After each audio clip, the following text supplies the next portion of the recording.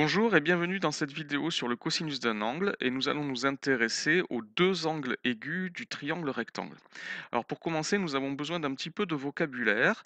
Voici un triangle rectangle ABC, l'angle droit étant A, donc c'est un triangle rectangle en A. Et nous allons commencer par rappeler la définition de l'hypoténuse du triangle rectangle.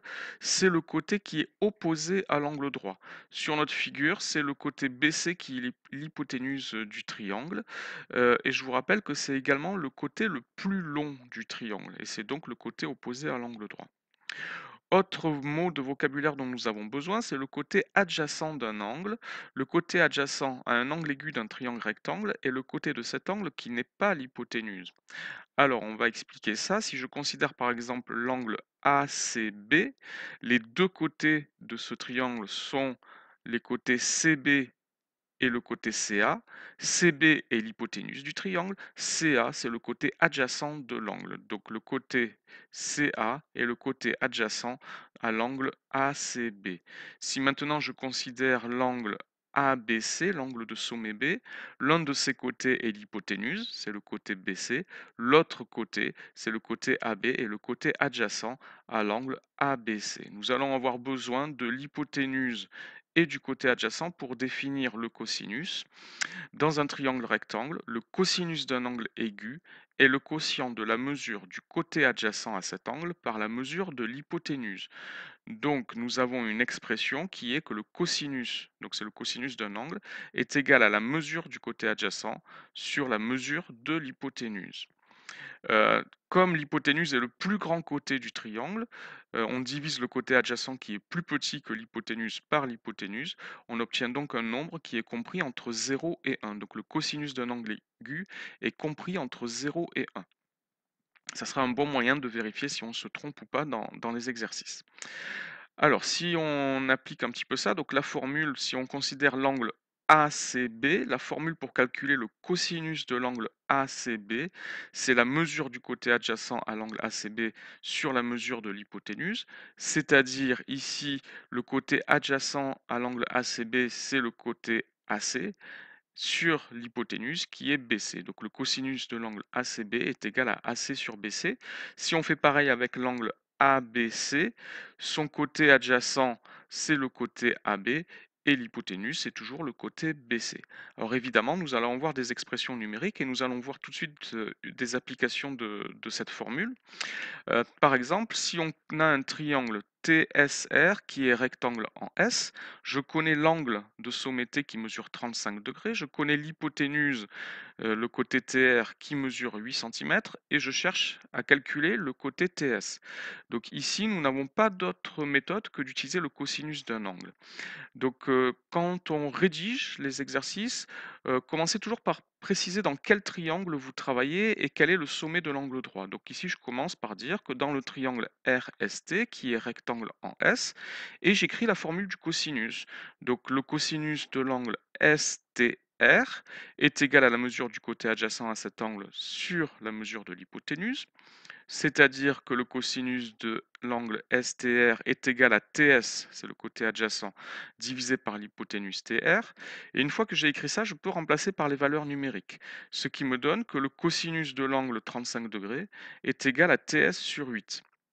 J'utilise la méthode des produits en croix, par exemple, pour déterminer l'expression de TS.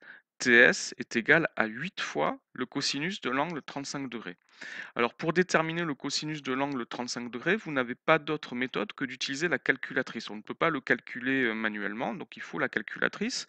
Sur la calculatrice, vous devez commencer par vérifier que votre calculatrice est en degrés. Alors sur les TI 30X, vous avez trois lettres qui sont en bas à droite de votre écran, D, E, G, pour indiquer que nous sommes en degrés. Si vous êtes en radian ou en grade, il faut changer l'unité de la calculatrice. Pour taper cette expression, vous avez la touche cosinus que je viens d'entourer en orange ici sur la vidéo. Donc vous tapez 8 fois cosinus 35. On n'a pas besoin de mettre le signe multiplié, on peut taper directement 8 cos 35, comme c'est marqué sur l'écran de la calculatrice actuellement. Et on trouve un nombre, alors ici ce n'est pas un nombre décimal, il y a une infinité de chiffres après la virgule. Donc 6,55 si j'arrondis au centième mon résultat. Donc la mesure de mon côté TS est environ égal à 6,55 centimètres. Et vous avez là sur l'écran toutes les étapes de la rédaction. Alors, autre application de la formule du cosinus, c'est si on connaît deux côtés d'un angle, on peut calculer la mesure de l'angle. Donc ici, j'ai un triangle IJK qui est rectangle en K. Je connais les mesures des deux côtés de l'angle en I. Donc j'ai le côté IK qui mesure 6 centimètres, le côté IJ qui mesure 8 centimètres. Et je vais faire pareil, je vais appliquer la formule du cosinus pour trouver la mesure de l'angle en I. Donc je commence par dire dans quel triangle je travaille et quel est le sommet de l'angle droit. Donc ici, dans le triangle IJK qui est rectangle en K, j'écris la formule du cosinus. Le cosinus de l'angle KIJ est égal à la mesure du côté adjacent de cet angle sur la mesure de l'hypoténuse du triangle. Ce qui me donne que le cosinus de l'angle KIJ est égal à IK, c'est le côté adjacent, divisé par IJ, c'est la mesure de l'hypoténuse, et je remplace maintenant par les valeurs numériques. 6 huitièmes, je peux simplifier, ça fait 3 quarts. Et maintenant, avec ça, je peux calculer la mesure de l'angle. Donc je vais chercher avec la calculatrice quel est l'angle dont le cosinus est 3 quarts. Alors, avec la calculatrice, vous devez commencer par appuyer sur la touche seconde, puis sur la touche cosinus. Et vous avez à l'écran l'écriture cosinus puissance moins 1 de 3 quarts. Et la calculatrice me dit 41,4. Il y a plusieurs chiffres après la virgule. Encore une fois, il y a une infinité de chiffres après la virgule. Ce n'est pas un nombre décimal, le résultat. Donc, je vais arrondir à 41,4 degrés. Ça correspond à poser la question à la calculatrice, quel est l'angle dont le cosinus vaut 3 quarts? Donc, l'angle dont le cosinus vaut 3 quarts, c'est environ 41,4 degrés. Le résultat est en degrés puisque ma calculatrice est en degrés.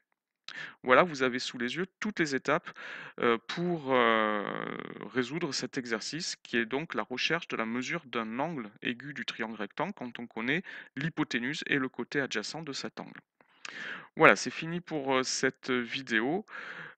Continuez à travailler là-dessus. Bon travail.